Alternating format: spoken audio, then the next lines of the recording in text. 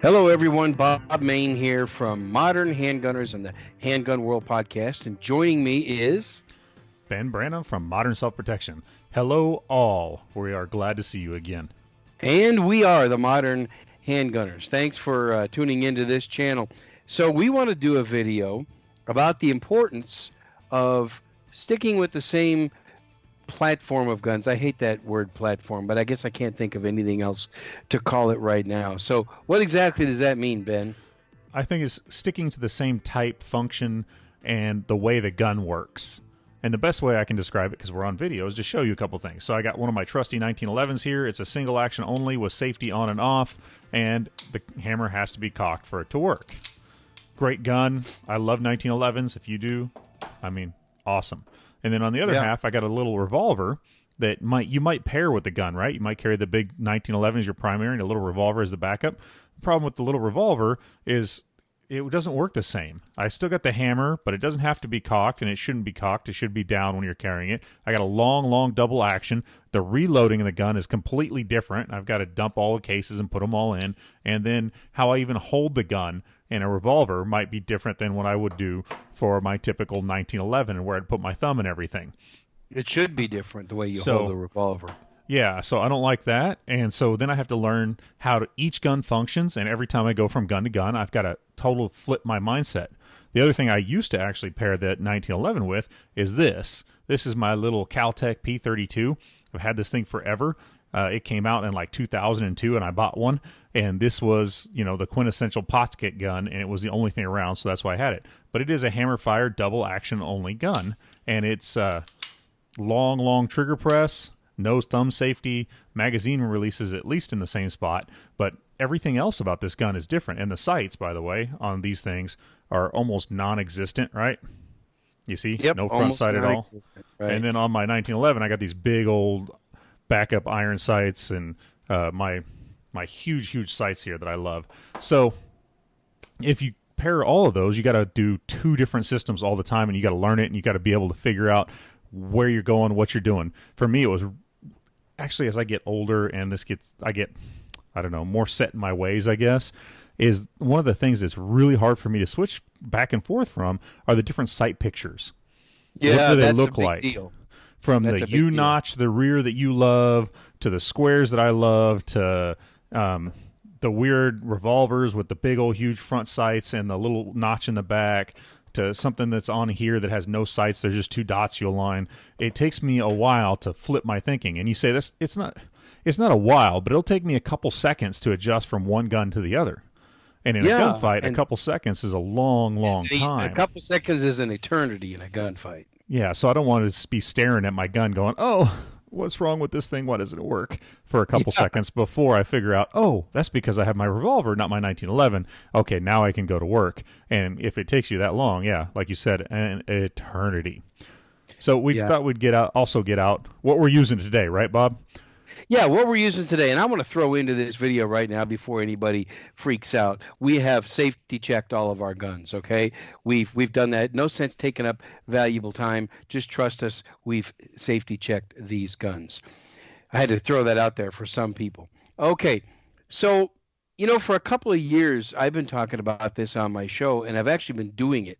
I do what I say. I've been trying to standardize the type or the platform of guns. For example, I don't have a revolver anymore. I don't have a 1911 anymore, and I don't have a double action, single action gun.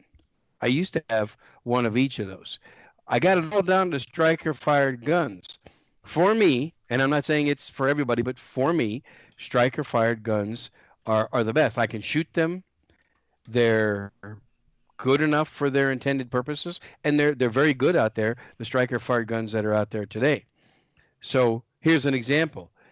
My go-to full-size, or some people call it a compact, is my Glock 19 Gen 5. I also have a nice Gen 3. This is the new Gen 5 with the front serrations.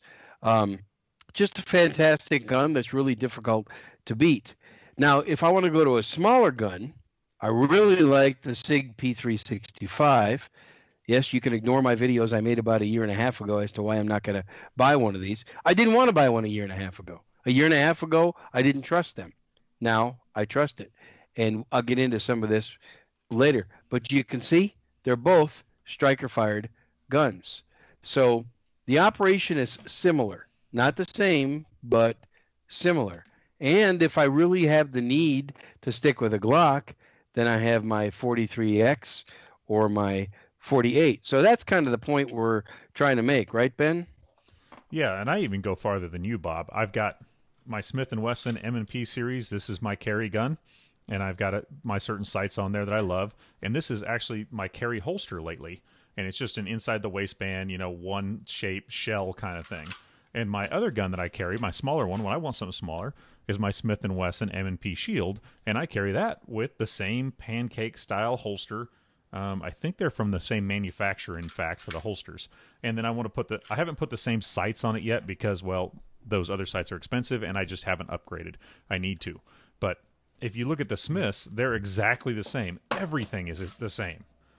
How they come down, how they take apart, where the controls are, the slide release, slide stop, if they had a safety, which they don't, be same spot. But I got this family of guns to be as close to each other as possible when I'm going to go back and forth. And I got to tell you, I carry my big gun a lot, but sometimes I get lazy and I just want something lighter and easier. And this is one of the best carrying guns I've ever had. So you'll find me out and about when I'm just running to the store or something. Not now, but in normal times when I'm running to the store, you probably find me out and about with this in on my side. And then when I go to church and I go long distances and I do other stuff, you'll probably find me with this one. But the only difference for me when I'm shooting them is I get a little longer sight radius, and then I get more ammo out of the bigger gun than the small gun. For me, when I look over, when I pick them up, when I draw them, they all point the same. They feel the same. I can't do what you do, Bob. I can't go back and forth from a Glock to something else because of the grip angle.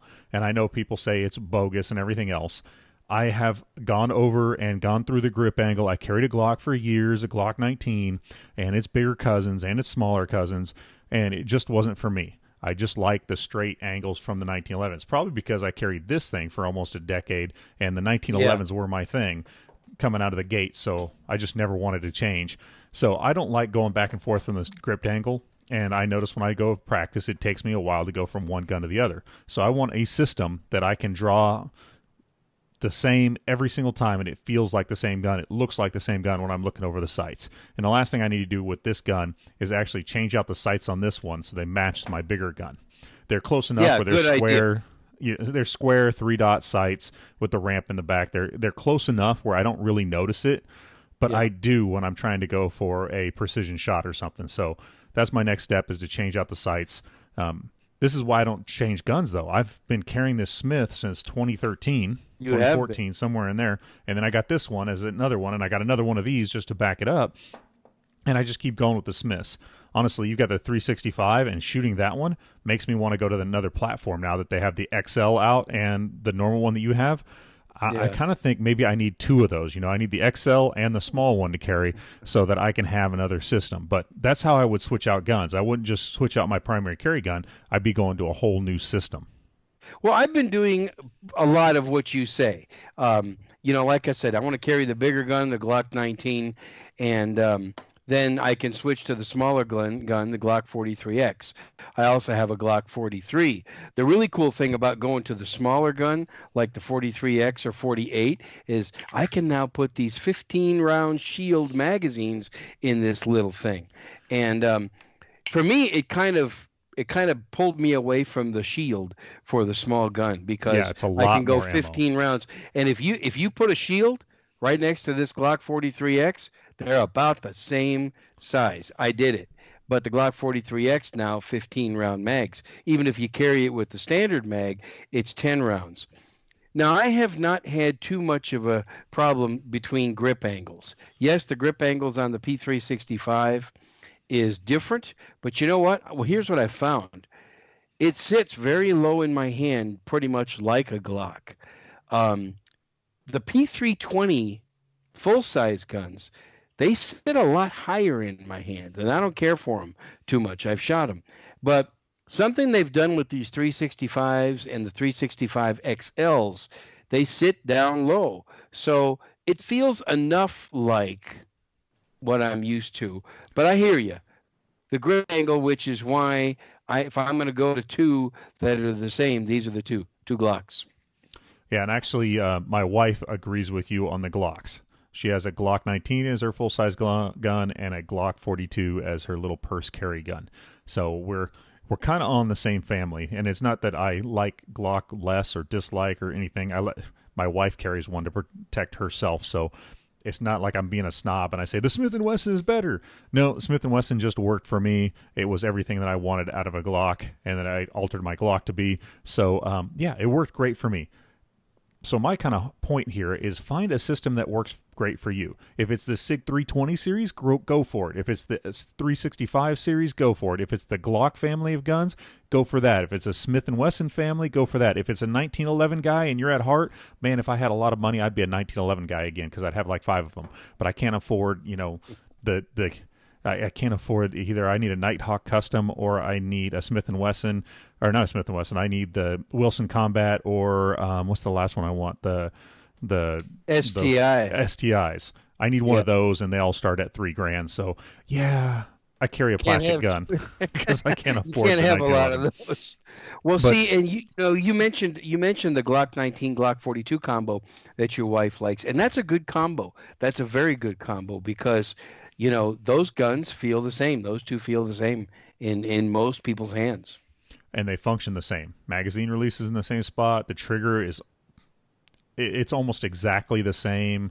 And the magazines load the same. The controls are the same. It breaks down the same to clean it. It's the same to clean inside and out. It's just easier when you do that, so you don't have to remember how this gun goes apart versus this one, what it looks like, how it works, or any of that stuff, because it's all the same. So I would encourage you as a listener out there to find whatever gun family works for you and just keep that. Don't stray too much. I mean, this is, I don't know. I used to be the gear queer in the military, and I used to love all the new stuff, and I used to try to get everything new to play with. And now I'm just like, it works. I need an incredibly big reason to change. And it's not, I mean, I went the Smith & Wesson series. It took me 2 years when I started shooting the Smith & Wesson from the Glock to change over. And I didn't like the Glock at all, but I didn't want to change, just that inertia, because I was so good with it. I had so many of them, so many holsters, and I knew how it all worked. So now I'm like, oh, Smith & Wesson, I don't want to change. I really like the new SIGs, both of them, the 365 and the 360 series. The new CZ-P10 is a cool gun, and it's got a whole series of guns. The new FN 509, 503 series has there's a great many guns. Cool. They're all cool, and they're all good. Just find one that works the same. You don't want that double single action. Yeah. You don't want that double single action Beretta P92 or P92. Beretta 92, like the military used to carry, the M9 that has a safety on your thumb and on the slide, and then have the Beretta Pico, which is a striker-fired little tiny gun, more like a Glock. They don't work the same. Not the Pico. I'm sorry, they don't. The Nano. The Beretta Nano is the 9mm. Beretta Nano, so it would be a great pair, except for they don't function the same, and they were made by the same manufacturer. So it's not about manufacturer. It's about the gun feeling, looking, and functioning the same when it's in your hands. You got any last words about that, Bob? I do have some last words. We're going to wrap up this segment and be watching segment 2. We're going to shortly after this, we're going to have part 2 because there's more I want to say about it. But I think the importance here is just sticking to the same type of gun. When you watch segment 2, we're going to talk about why that's important.